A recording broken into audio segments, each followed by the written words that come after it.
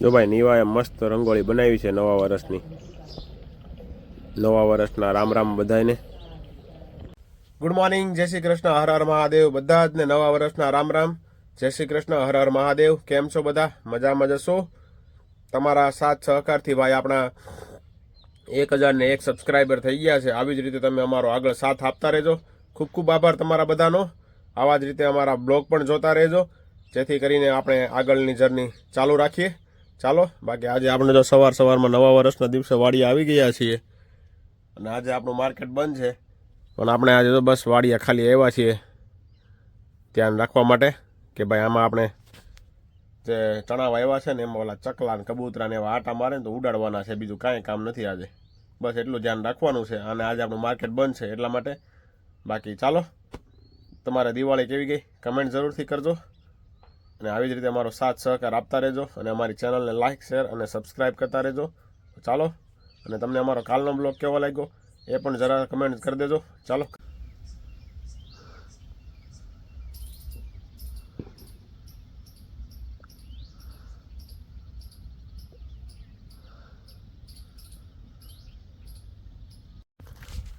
તો ભાઈ ખાઈ પીને તો પાછા આપણે વાડિયા નીકળે પગી ગયા છીએ.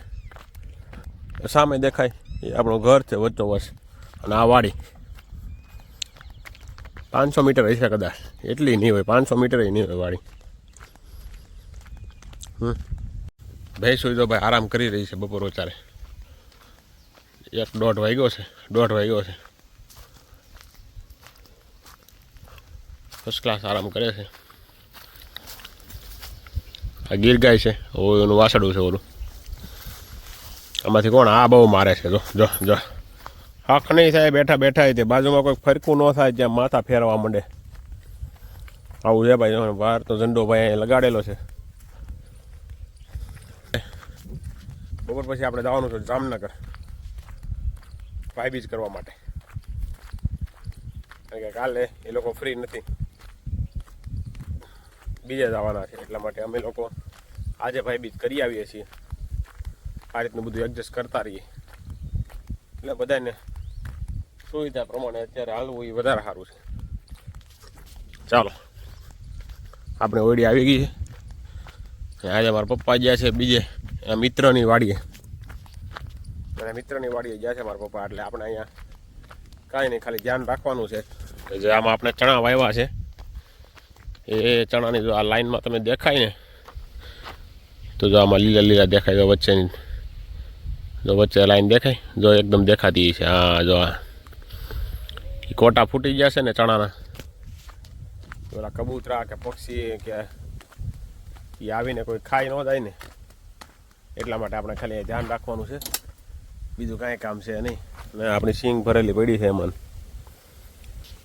એને ફર્સ્ટ ક્લાસ. જો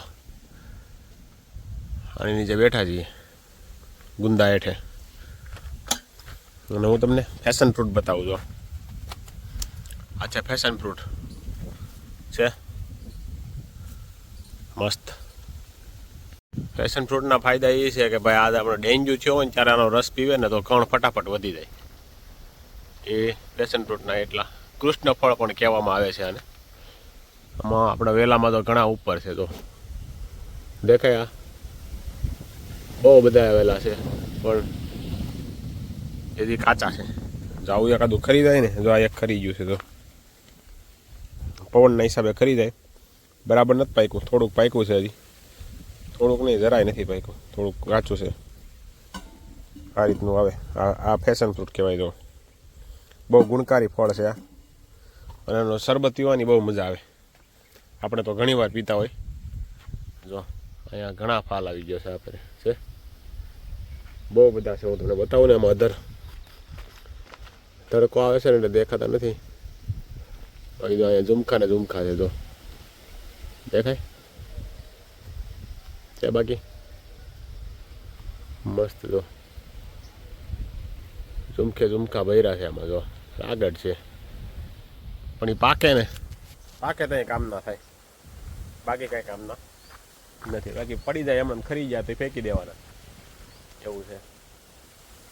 ચાલો, બાકી પેશન ફ્રૂટ વાવું બહુ ઈજી છે. એની ડાળી તોડીને તમે જમીનમાં ખોસી દો ને એટલે એને મેળા મેળા થઈ જાય. મેં સુરત હતો ને વાવ્યું હતું, પણ કુંડામાં વાવી એટલે બહુ કાંઈ લાંબા થાય નહીં. નીચેની ફ્લોરમાં, નીચેની જમીનમાં વાવ્યું હોય ને તો બહુ મસ્ત થાય.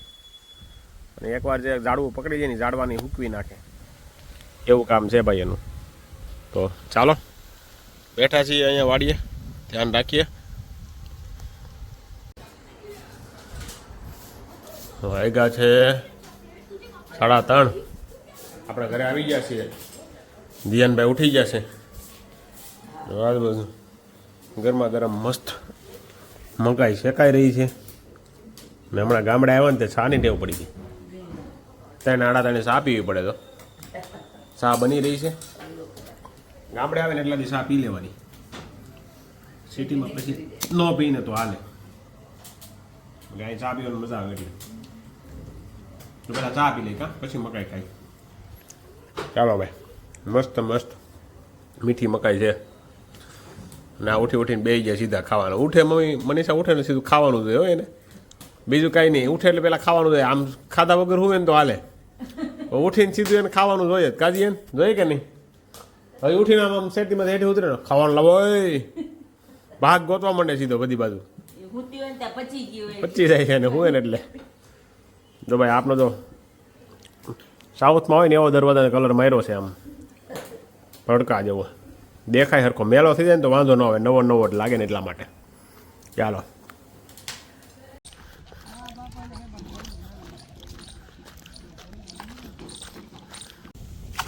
તમારા પપ્પા છે ભાઈ એની મિત્રની વાડીએથી આવી ગયા છે અને અત્યારે પાણી વાળે છે ચણાની અંદર.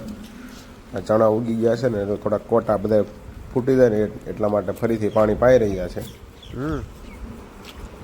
એટલું ક્યાં પાછો પાવર હવે કાલે જ આવે,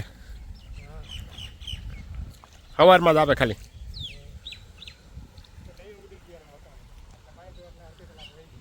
હા,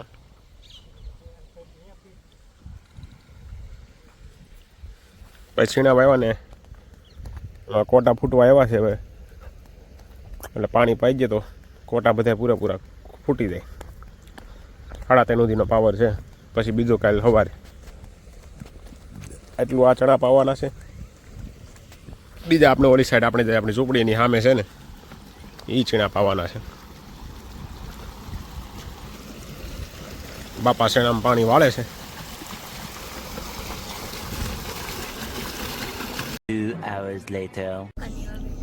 ચાલો ભાઈ, ભાઈ બી જમવા માટે ઉપડા છે. બધી આખી ગાડી ભરી દીધી છે. બચ્ચા પાર્ટી આપણી ગાડીમાં છે. જો એક ગાડી જાય છે આગળ ભાઈ. ચાલો,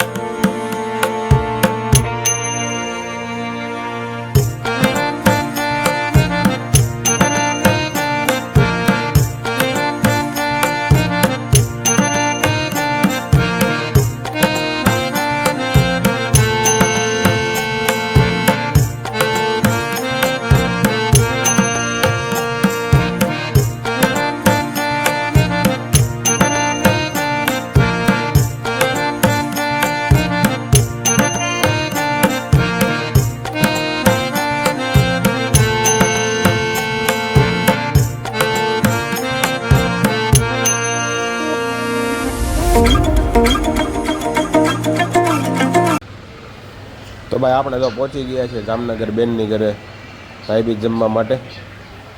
વાતચીત કરીને તો બધા ફોન ઘુમાડવા માંડ્યા છે.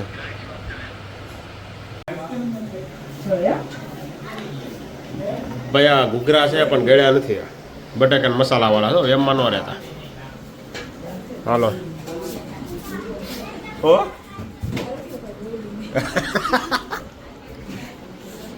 કેમ મોટા સેડા હોય એ ખાધા પહેલા સેડા હોય તે માલતા આવી છે હા બીજા કોઈ ન આવતા હો ભાઈ હાલો ભાઈ જમવાનું રેડી થઈ જવાનું છે થોડીક વારમાં ઠામણા તો બતાયમાં ખાલી તો ભાઈ જામનગરની ફેમસ આઈટમ ભાઈ જામનગરના ફેમસ છે ને ભાઈ ઘૂઘરા છે ભાઈ તો ઘૂઘરા ભાઈ આવી ગયા છે અને ભાઈ જમવાનું થઈ ગયું છે રેડી હા એને ગુલાબ જાંબુ દે દે એલા